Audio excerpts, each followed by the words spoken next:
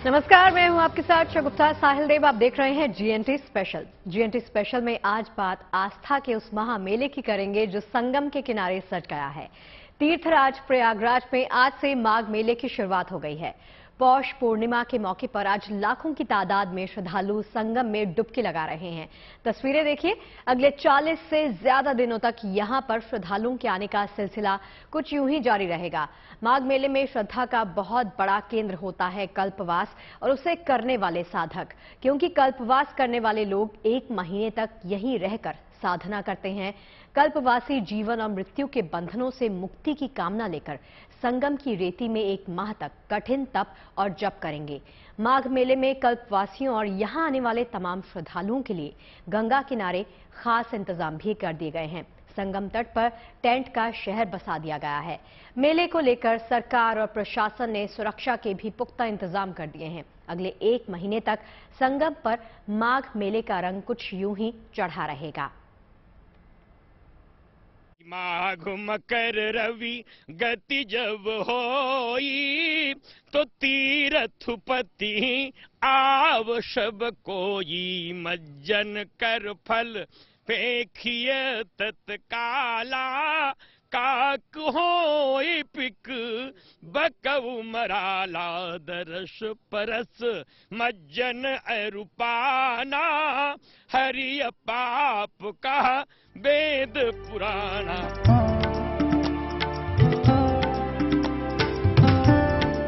संगम की इस माटी पर फिर से सज गया है आस्था का महामेला।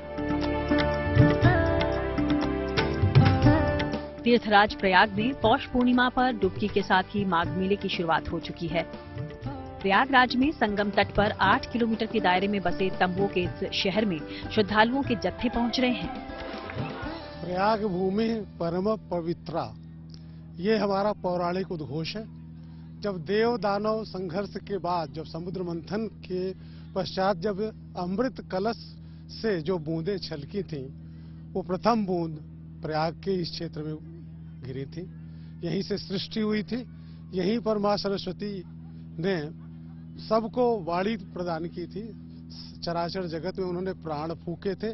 इस चीज के लिए भगवान विष्णु यहाँ पर आकर के सभी तीर्थों के साथ 33 कोटि जो देवगण हैं, सभी का प्रवास माघ मास में यहीं पर त्रिवेणी क्षेत्र में होता है। हर साल लगने वाले माघ मेले को सनातन संस्कृति में आस्था का महोत्सव माना जाता है। दरअसल भारतीय संस्कृति में माघ का महीना पवित्र और पुण्यदायी माना गया है। माघ मास को पुण्य कमाने का पर्व काल भी कहा जाता है, क्योंकि पद्म पुराण में माघ मास के महत्व का वर्णन करते हुए कहा गया है कि व्रत, दान और तपस्या से भी भगवान विष्णु को उतनी प्रसन्नता नहीं होती जितनी कि माघ माह में विधि पूर्वक स्नान करने से होती है। यही वजह है कि इस शुभ काल में प्रयाग की पावन धरती पर इस मेले का आयोजन होता रहा है। गंगा स्नान का इतना महत्व है, और गंगा के साथ जब सरस्वती जुड़ जाती हैं और ये यमुना ये जुड़ जाती हैं, तो यह क्षेत्र जो त्रिकोण क्षेत्र बनता है, वह सबको इतना पुण्य प्रदान करता है, दारिद्र्य नाश करता है। और कहा गया है कि यहाँ पर सूर्य की पूजा का एक बहुत बड़ा अवसर मिलता है माघ मास में, विशेषकर जब मकर संक्रमण होता है, जब मकर राशि में सूर्यदेव आते हैं, उसके पश्चात से गंगा स्नान सबको परलोक तक को तृप्ति देता है और परलोक जाने का मार्ग देता है। वास्तव में माघ का महीना पहले माध का महीना था, जो बाद में माघ हो गया। माध शब्द का संबंध श्री कृष्ण के एक स्वरूप माधव से है। इस महीने में ढेर सारे धार्मिक पर्व पड़ते हैं। साथ ही इस महीने में प्रकृति भी अनुकूल होने लगती है। यानी आस्था के दृष्टिकोण से माघ महीने की महिमा अपरंपार है। मान्यता है कि माघ मास में सभी तीर्थों को अपने राजा से मिलने प्रयागराज आना पड़ता है। मान्यता ये भी है कि गंगा, यमुना और सरस्वती के संगम में सभी तीर्थ और उनसे जुड़े देवता स्नान कर धन्य हो जाते हैं। इस मौके पर आस्था की डुबकी लगाने वाले श्रद्धालुओं को अक्षय पुण्य की प्राप्ति होती है। आज माघ महीने का संकल्पित पौष पूर्णिमा का पावन पर्व है, जो पितरों की पूर्णिमा है। आज के दिन लिया गया संकल्प समस्त कामनाओं की पूर्ति करता है। अर्थ, धर्म, काम और मोक्ष को देने वाली ये पूर्णिमा मुख्य रूप से आज के दिन ही माघ मेले की शुरुआत करती है। 2023 के माघ मेले में देश और दुनिया के 6 करोड़ श्रद्धालुओं के आने की उम्मीद है। 1 महीने से ज्यादा वक्त चलने वाले इस मेले की शुरुआत पौष पूर्णिमा के स्नान से हुई है। अगले 1 महीने में माघ मेले के दौरान स्नान के कई खास मौके आएंगे। 14 जनवरी को मकर संक्रांति का बड़ा मौका होगा, जब लाखों श्रद्धालु डुबकी लगाएंगे। इसके बाद 21 जनवरी मौनी अमावस्या की बड़ी तारीख होगी। 26 जनवरी को बसंत पंचमी के मौके पर भी बड़ी संख्या में श्रद्धालु यहां स्नान करेंगे। 5 फरवरी को माघ पूर्णिमा पर संगम तट पर डुबकी लगाने वालों की भीड़ रहेगी। 18 फरवरी को महाशिवरात्रि के मौके पर आस्था के स्नान के साथ मेले का समापन हो जाएगा। इस बार माघ मेले की शुरुआत के साथ ही एक विशेष योग भी बन रहा है। इस बार पुष्य नक्षत्र अभी नहीं लग रहा है, 1 दिन बाद लगेगा। फिर भी वह रवि पुष्य योग बनाएंगे। पुष्य का मतलब होता है किसी कार्य की शुरुआत की शुभता प्राप्त करना। पौष मास जो होता है वो सूर्य का मास है। सूर्य 11,000 रश्मियों के साथ यहाँ पर आकर के खुद तप करते हैं। उसके बाद जब वो संक्रमण करते हैं, मकर संक्रमण, तो ये कहा गया है कि किसी भी जल में आप स्नान करिए और केवल गंगा का नाम ले लीजिए, आपको पुण्य मिलेगा। अगर आप गंगा में स्नान करते हैं तो उसका 100 गुना पुण्य मिल गया। अगर गंगा यमुना का संगम है तो 1000 गुना हो गया। और मां सरस्वती का भी अगर वहां पर प्रवास है, जैसा कि यहाँ त्रिवेणी में है, तो आप अखंड सुख और उसका पुण्य प्राप्त होता है। आस्था के इस समागम में पहुंचने वाले करोड़ों श्रद्धालुओं को कोई तकलीफ ना हो, इसका भी पूरा ख्याल रखा गया है। मेले तक पहुंचने के लिए सड़क, रेल और हवाई तीनों रूट हैं। हालांकि मेले में आने वालों के लिए केंद्र और राज्य सरकारों ने कई इंतजाम किए हैं। मेले तक पहुंचने के लिए नॉर्थ सेंट्रल रेलवे ने 6 दर्जन से ज्यादा स्पेशल ट्रेन चलाई हैं, तो वहीं यूपी रोडवेज ने 2800 बसें चलाने का फैसला लिया है। इसके अलावा 200 बसेस को रिजर्व रखा गया है। ये बसेस बस अड्डों के अलावा तहसील से भी चलेंगी। प्रयागराज के आसपास पड़ने वाले तीर्थ स्थलों के लिए भी 80 बसेस का इंतजाम किया गया है। मेले में सुरक्षा और स्वास्थ्य को लेकर प्रशासन की तरफ से अतिरिक्त सावधानी बरती जा रही है। यही वजह है कि यहाँ पर 14 थाने, 38 पुलिस चौकियां बनाकर 2500 पुलिस वाले तैनात किए गए हैं। मेला क्षेत्र में 15 फायर स्टेशन बनाए गए हैं। ड्रोन के साथ निगरानी करते हुए इंटीग्रेटेड कमांड सेंटर बनाया गया है। स्वास्थ्य विभाग ने 16 एंट्री गेट पर कोविड टेस्ट की व्यवस्था की है। L1, L2 और L3 अस्पताल तैयार किए गए हैं। पूरे मेला क्षेत्र में 15,000 शौचालय बनाए गए हैं।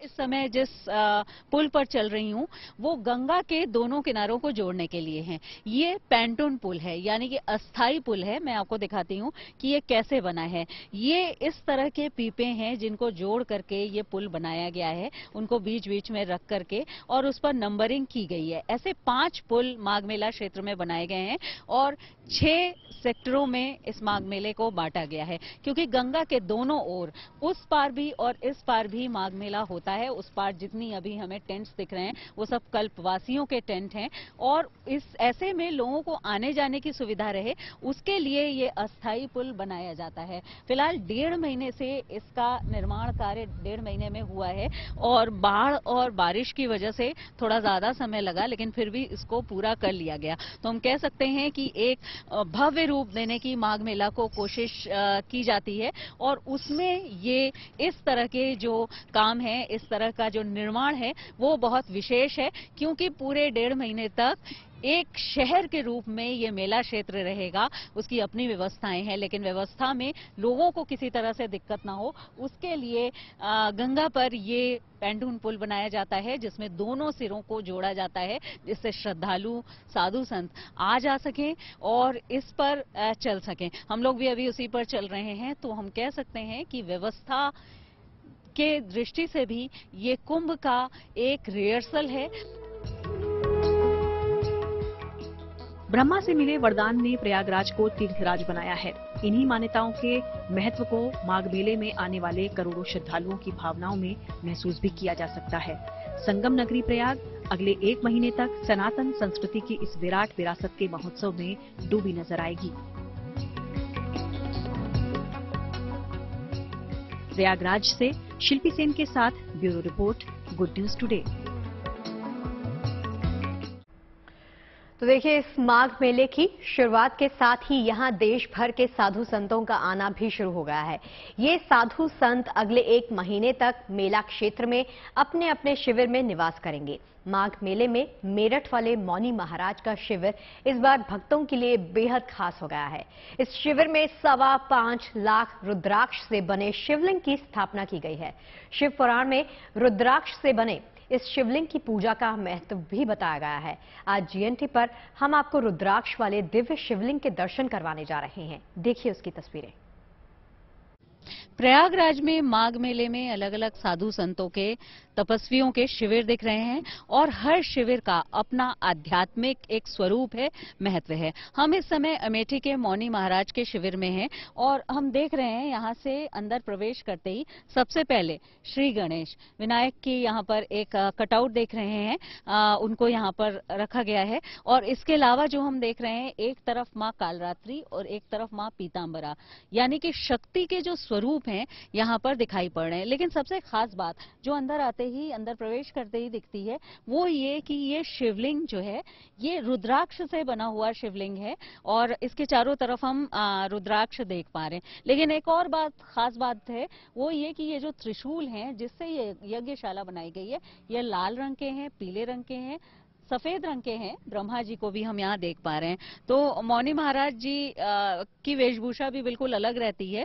क्या है इसका आध्यात्मिक महत्व और क्या वजह है? तो सबसे पहले महाराज जी, ये जो हम शिवलिंग देख रहे हैं, रुद्राक्ष से ही बने हैं ये या रुद्राक्ष में लपेटा गया है, क्या है ये और इसका आध्यात्मिक महत्व क्या है? यस्यांके च विभाति भूधर सुता देवा भगा मस्तके भाले भाल विधुर्गले च गर्णम यस्योरसिभ्यालराट सोयं भूति विभूषणः सुरवरः शर्वाधिपा शर्वदा सर्वः सर्वगतः शिवः शशनिभः श्रीशंकरः पातु मां। साक्षात भगवान ब्रह्मा की यज्ञ भूमि तीर्थराज प्रयाग की ये पावन धरा, जहां भगवान देवादिदेव आदिदेव महादेव महामृत्युंजय भगवान महाकाल की 5.25 लाख रुद्राक्षों से बनाई गई ये शिवलिंग है। शिवलिंग में जो रुद्राक्ष पहनाए गए हैं बाबा को, इसके पहले बाबा की एक दिव्य मूर्ति उस रूप से स्थापित की गई। उसके बाद उसमें रुद्राक्षों को पहना करके बाबा का दिव्य श्रृंगार किया गया है, क्योंकि रुद्राक्ष की उत्पत्ति भगवती पार्वती जी की कृपा से हुआ है, जो भगवान शिव को अत्यंत प्रिय है। और शिव पुराण में 1 मुख से लेकर के 26 मुख तक के रुद्राक्षों का वर्णन है। इसमें भी नाना प्रकार के और कई मुख्य रुद्राक्ष आपको स्पर्श करने पर तमाम प्रकार की ऊर्जाओं को दे सकते हैं। इस शिवलिंग की स्थापना जो की गई है 5 फीट जमीन के नीचे है, शेष भाग जमीन के ऊपर है। 5 फीट जमीन के नीचे और शेष भाग जमीन के ऊपर। तो ये बताइए कि ये जो रुद्राक्ष तो अपने आप में भी वही बहुत पवित्र और साधना के लिए बहुत उपयुक्त माना जाता है। तो आप जब यहाँ रह करके साधना करेंगे या जो लोग आएंगे उनको ऊर्जा का आभास होगा? देखिए, ऊर्जा नहीं मिलेगी। यम यम चिंतते काम तम तम प्राप्नोति निश्चितम। जो चाहेंगे वो मिलेगा। पुत्र चाहते हैं, विद्या चाहते हैं, धन चाहते हैं, राजनीति में विजय चाहते हैं, मुकदमा में विजय चाहते हैं, मुक्ति चाहते हैं, भक्ति चाहते हैं, कवि बनना चाहते हैं, विद्वान बनना चाहते हैं, साहित्यकार पत्रकार जो भी बनना चाहते हैं, वो सारी चीजों को देने वाली यह दिव्य ज्योतिर्लिंग जो भगवान महाकाल की स्थापित है, उससे आपको हर इच्छाओं की पूर्ति होगी, ऐसा शिवपुराण का मत है। अब देखिए, अगले 1 महीने तक प्रयागराज में आस्था का अद्भुत नजारा देखने को मिलेगा। माघ मेले में श्रद्धा और साधना का एक रूप कल्पवास भी कहा जाता है। माघ मेले के साथ ही कल्पवास की भी शुरुआत हो जाती है। माघ मेले में संगम तट पर जुटने वाले लाखों श्रद्धालुओं में कल्पवासियों की अलग ही पहचान होती है। ये 1 महीने तक कठिन साधना करते हैं, जिसका उद्देश्य होता है आत्मनियंत्रण और आत्मशुद्धि करना।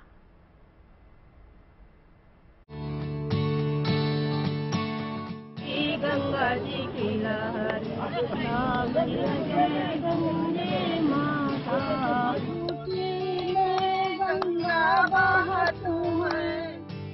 माघ मेला शुरू हुआ तो मानो तीर्थराज में श्रद्धा का सैलाब उमड़ पड़ा हो। मेले की शुरुआत के साथ ही संगम किनारे साधना का एक ऐसा दौर शुरू हो चुका है जिसे किसी तपस्या से कम नहीं माना जाता। इसे कल्पवास के नाम से पुकारा जाता है। संगम तट पर लाखों श्रद्धालुओं के बीच कल्पवासियों की एक अलग ही पहचान होती है। ये प्रथा चलती है कि पौष पूर्णिमा के दिन से अगली पूर्णिमा तक यानी 30 दिन हम यहाँ पर रह करके गंगा स्नान करें। और कुछ नियम हैं जो दत्तात्रेय ऋषि जी ने, मुनि जी ने यहाँ पर निर्धारित किए थे। इसीलिए उनको यहाँ के प्रवासी और यहाँ पर जो वास करते हैं 1 मास के लिए, जिसको हम कल्पवास बोल देंगे। कल्प का मतलब होता है ब्रह्मा का 1 दिन या एक पूरा का पूरा कल्प। चूंकि उतना समय हम यहाँ नहीं रह सकते, इसलिए इसको एक मास के लिए यह व्रत लिया जाता है कि हम यहाँ पर आकर स्नान करेंगे। उसी को कल्पवास कहते हैं। कल्पवास का अपना इतिहास है, अपना महत्व है और इसे लेकर लोगों में आज भी गंभीरता बनी हुई है।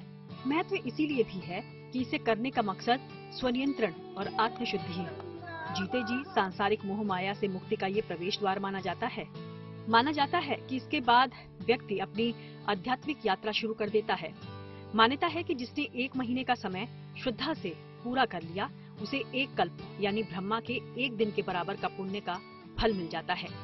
कल्पवास करने का, प्रयाग आने का भाव जगे, उसी समय से पवित्रता धारण कर ले अपने विचारों का, व्यवहारों का। और जब प्रयाग आए तो सर्वप्रथम बेड़ी माधव का दर्शन करें, उनसे आज्ञा लेके प्रयाग में प्रवेश करें। गंगा जी का दर्शन कर अपने रहने युक्त निवास स्थल बनाए। वहाँ उचित शुद्ध, जो वैदिक परंपरा से शुद्ध वस्तुएं ही रखें अपने भोज्य के लिए या दान के लिए। आमतौर पर कल्पवास उन्हीं को करना होता है जिन्होंने गृहस्थ जीवन की अपनी जिम्मेदारियां पूरी कर ली हैं, ताकि श्रद्धा के इस माहौल में उन्हें माया या मोह न घेरे। उसके निमित्त यहाँ पर भूमि शयन किया जाता है। माँ गंगा यमुना की जो रेती है उसमें शयन किया जाता है। सूर्य के पहले सैया त्याग किया जाता है। 3 बार स्नान किया जाता है। तीनों संध्याओं का यहाँ पर पूजन होता है। साधु सन्यासियों की सेवा की जाती है।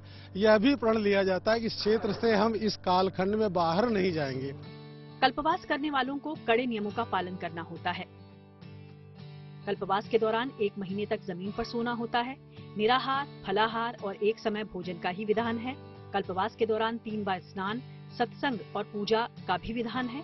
टेंट के बाहर तुलसी, अंदर शालिग्राम की स्थापना करने की भी परंपरा है। महाराज जी पूरा 1 महीना रहते हैं और करीब करीब को 40 साल हो गया होगा, 35 से कम नहीं होगा। और 80 और 86 साल मेरी उम्र है। किस नियम से रहते हैं जी? किस नियम से रहते हैं? पूजा पाठ करते हैं? हाँ, प्रवचन सुनते हैं, हनुमान जी के दर्शन करने जाया करते हैं, माधवराज जी का दर्शन करते हैं। माघ मेला क्षेत्र में कल्पवास के लिए बने टेंट में आपको कई बुजुर्ग मिल जाएंगे। इनमें से कई तो काफी सालों से यहाँ रह रहे हैं और इन्हीं के साथ आ रहे हैं इनके सहायक, जिन्होंने खुद तो कल्पवास का संकल्प नहीं लिया है, लेकिन पूरी श्रद्धा के साथ कल्पवासियों की सेवा जरूर कर रहे हैं। प्रयाग का प्रभाव ऋषि मुनि लोग नहीं कह पाए। वेद शास्त्र उसको बहुत बड़ा महत्व यहाँ का बताते हैं। परम शांति यहाँ मिलती है। को कही सके प्रयाग प्रभाव। भगवान यहाँ पर जब आए हैं रामचंद्र, उनको भी शांति मिली है। कहा जाता है कि एक बार कल्पवास शुरू करने पर इसे लगातार 12 साल तक करना होता है। इसकी मान्यता हिंदू धर्म में बताए गए आश्रम व्यवस्था की तर्ज पर है, जिसमें वानप्रस्थ आश्रम का जिक्र है। माना जाता है कि कल्पवास उसी का रूप है। यहाँ पर न सिर्फ इस मेले में यानी माघ मेले में आने की, बल्कि यहाँ 1 महीने तक रह करके स्नान, ध्यान, जप, सत्संग और सेवा करने की साधु संतों के, जो बिल्कुल अलग एक तरीके का एक अनुभव है। और जो लोग कल्पवासी इसको करते हैं वो भी इसको मानते हैं कि उनके जीवन में ये अनुभव ही बिल्कुल अलग तरीके का होता है। माघ मेले के दौरान ये कल्पवास किसी कठोर साधना से कम नहीं है। अध्यात्म की डोर से जुड़े कल्पवासियों का ये जीवन बदलने का अनुभव होता है। यही वजह है कि सारे कष्ट उठाकर भी कल्पवासी पूरी आस्था से इस 1 महीना लंबे व्रत को निभाते हैं। प्रयागराज से पंकज श्रीवास्तव और शिल्पी सेन के साथ bureau report, good news today. देखिए, माघ मेले में पहले दिन से ही अद्भुत रौनक देखने को मिल रही है। आइए आपको दिखाते हैं पहले दिन कैसा है माघ मेले का नजारा और कैसा नजर आ रहा है संगम तट पर श्रद्धालुओं का उत्साह। ये जाना हमारी सहयोगी शिल्पी सेन ने। माघ मेला की एक खास बात ये भी है कि यहाँ कल्पवासी आते हैं और कल्पवास करते हैं। तो हम इन महिलाओं को देख रहे हैं जो गंगा माँ का पूजन करके जा रही हैं। आप लोग कल्पवासी हैं? हाँ, हम 1 महीने का कल्पवास के लिए आए हैं। ये बताइए कि जिस तरह से पूरे दिन भर नियम संयम का पालन करना पड़ता है, क्योंकि स्नान करना पड़ता है, इतनी कड़ाके की ठंड पड़ रही है, यहाँ पर आप 3 बार स्नान आपको करना पड़ेगा, और जो जमीन पर सोना, जो नियम है काफी कठिन है। तो ऐसे में कुछ कठिनाई नहीं होती या गंगा मैया की कृपा से सब? नहीं, गंगा मैया की कृपा से सब कुछ हो जाता है, कुछ एहसास नहीं होता। मतलब इस कठिनाइयों का किसी एहसास नहीं होता है। गंगा मैया सब संभाल लेती है और बहुत अच्छा लगता है। उनकी बहुत, भगवान के भरोसे भगवान। तो यहाँ व्यवस्था इस बार कैसी लग रही है? अभी यहाँ तो बहुत आनंद आ रहा है, हमको इतना अच्छा लग रहा है। कई दिनों से हमको बहुत मन में वो थी कि हम कब जाएं, और बहुत अच्छा लग रहा है। और 1 महीने तक हमको घर की भी बहुत कुछ भी चिंता नहीं है, और हमारी गंगा मैया सब संभाल लेंगी, और हमको 1 महीने के कल्पवास में बहुत अच्छा आनंद आ रहा है।